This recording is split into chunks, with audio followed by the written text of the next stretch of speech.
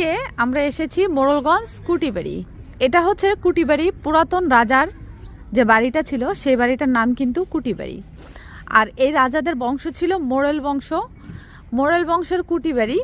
কুটিবাড়ির এই যে বাম পাশে যেটা আপনারা দেখতেছেন, এটা ছিল রাজাদের কিচেন রুম, মানে রান্নাঘর। আর নিচে পানির কারণে সুড়ঙ্গ ডেবে গেছে। এই যে সুড়ঙ্গগুলি দেখা যাচ্ছে, এই সুড়ঙ্গগুলি কিন্তু পানির কারণে ডেবে গিয়েছে, যেখানে মানুষকে এই সুড়ঙ্গ দিয়ে ইনডাইরেক্টলি কোনো পথে যাওয়া যেত। আপনাদের একটু ভিতরের পথটার সাথে পরিচয় করিয়ে দিই। আমার সাথে আছে আমার মেজো ভাতিজা সাদ ইসলাম তালহা। যদি আমরা ফ্যামিলির অনেকেই এখানে এসেছি, বাকি সবাই পিছনে ঘোরাঘুরি করতেছে। ভিডিওর জন্য আমরা দুইজনই এসেছি, যদিও পার্শ্ববর্তী কিছু আপুরা আছে।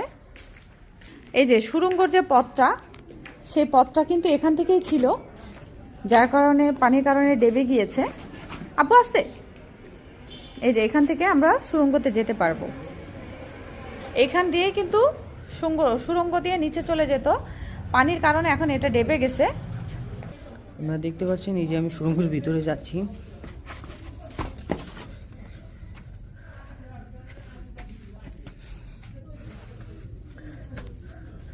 সুড়ঙ্গের রাস্তা, ঠিক আছে, এটা দিয়ে ইন্ডিয়া যাওয়া যেত, আগে বন্ধ হয়ে গেছে, ডাইবে গেছে আর কি।